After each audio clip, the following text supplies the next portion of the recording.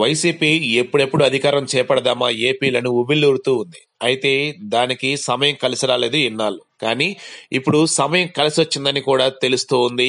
అదే ఇప్పుడు మీకు చెప్పబోతుంది మైరా మీడియా. తెలంగాణ ఎన్నికల ఫలితాలు వెల్లడి కావడంతో ఇప్పుడు ఏపీలో చంద్రబాబును లక్ష్యంగా చేసుకుని కీలక నేతలు వ్యాఖ్యలు చేస్తున్నారు. చంద్రబాబు తమకు వ్యతిరేకంగా తెలంగాణలో ప్రచారం చేశారని, తాము కూడా చంద్రబాబుకు రిటర్న్ గిఫ్ట్ ఇస్తామని కేసీఆర్ స్పష్టం చేశారు. ఏపీలో ఖచ్చితంగా వేలు పెడతామని కేటీఆర్ కూడా తేల్చెప్పారు. తాజాగా వారి బాటలోనే మజ్లిస్ అధినేత అసదుద్దీన్ ఓవైసీ సైతం చేరారు. చంద్రబాబుకు ఏపీలో తన సత్తా చాటుతానంటూనే జగన్ కు మద్దతిస్తానని ప్రకటించారు. ఇప్పుడు ఏపీలో ఇదే హాట్ టాపిక్ గా మారింది. హైదరాబాద్ కేంద్రంగా ఏపీ ముఖ్యమంత్రి చంద్రబాబుపై టీఆర్ఎస్, మజ్లిస్ పార్టీల అధినేతలు ఫైర్ అవుతున్నారు. తెలంగాణ ఎన్నికల ఫలితాల్లో టీఆర్ఎస్ గెలుస్తుందని ముందు నుండి ఆ పార్టీ నేతలు చెబుతున్నారు. కేసీఆర్ ఒంటరిగానే తెలంగాణలో పూర్తి మెజారిటీ సాధిస్తారని మిత్రపక్షంగా ఉన్న మజ్లిస్ అధినేత జోసెం కూడా చెప్పారు. దీనికి అనుగుణంగానే ఫలితాలు వచ్చాయి. టీఆర్ఎస్, ఎంఐఎం అధినేతలు ఇద్దరు చంద్రబాబును లక్ష్యంగా చేస్తున్నట్లు కూడా స్పష్టమవుతుంది. ఇందులో భాగంగానే కేసీఆర్, కేటీఆర్ ప్రకటనలను కొనసాగింపుగా తాజాగా ఎంఐఎం అధినేత అసద్ సైతం కీలక ప్రకటన చేశారు. తాను ఏపీకి వెళ్లి జగన్ కు మద్దతిస్తారని ప్రకటించారు. ఏపీ సీఎం చంద్రబాబుకు సొంత రాష్ట్రంలోని వ్యతిరేకత ఉందని పేర్కొన్నారు. వచ్చే ఎన్నికల్లో టీడీపీ 2 స్థానాల్లో కూడా గెలవలేదని అసద్ వ్యాఖ్యానించారు. బహుశా ఇది వినటానికి కొంచెం అతిశయోక్తిగా ఉన్నా సరే ఇదే నిజమన్నట్టుగా కూడా చాలా మంది ప్రకటనలు చేస్తున్నారు. ఆ చాలా మంది కూడా ముఖ్యంగా తెలంగాణ వాళ్లే ఉన్నారు. అందులో కూడా ఎంఐఎం వాళ్ళు, టీఆర్ఎస్ వాళ్ళు. ఇక కోట్లు ఖర్చు చేసి ప్రచారం చేసినా సరే తెలంగాణలో చంద్రబాబు ఫలితాలు సాధించలేకపోయారని కూడా ఆరోపించారు.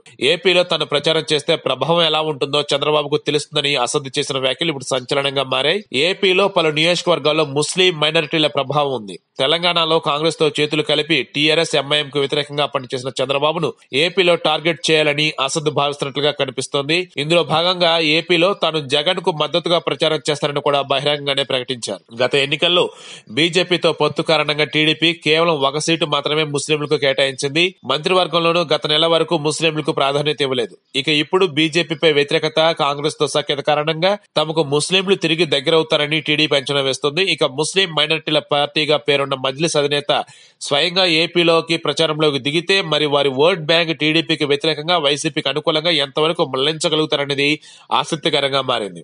అయితే ఈ వ్యాఖ్యలు విన్నటువంటి టీడీపీ నాయకులు మాత్రం ఏమంటున్నారో తెలుసా?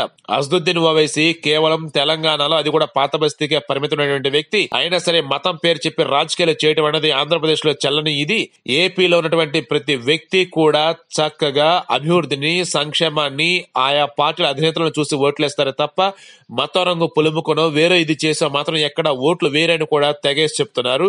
నిజంగానే ఏపీ ప్రజలు చాలా తెలివిగా ఆలోచిస్తారని, అభివృద్ధిని, సంక్షేమాన్ని కాంక్షిస్తారే తప్ప మత రాజకీయాలకు ఎప్పుడు దూరంగా ఉంటారని కూడా గత ఎన్నికల్లో రుజువైంది. ఈసారి కూడా రుజువుతుందని భావించవచ్చు. ఏది ఏమైనా సరే ఖచ్చితంగా ఇక మీదట అసదుద్దీన్ ఓవైసీ జగన్ తో కలిసి అక్కడ ప్రచారం చేసినా సరే ఖచ్చితంగా టీడీపీకి అనుకూలంగా ఉంటుందని టీడీపీ నాయకులు చెప్తున్నా సరే వైసీపీ వారు మాత్రం ఫుల్ జోష్ లో ఉన్నారు. ఇప్పుడు సరైన సమయం వచ్చింది. ఇక మీదట వైసీపీ జెండా ఎగరవేయటం ఖాయం, ప్రభుత్వాన్ని ఫామ్ చేయటం ఖాయం అని కూడా వారంతా ఫుల్ జోష్ లో ఉన్నారు.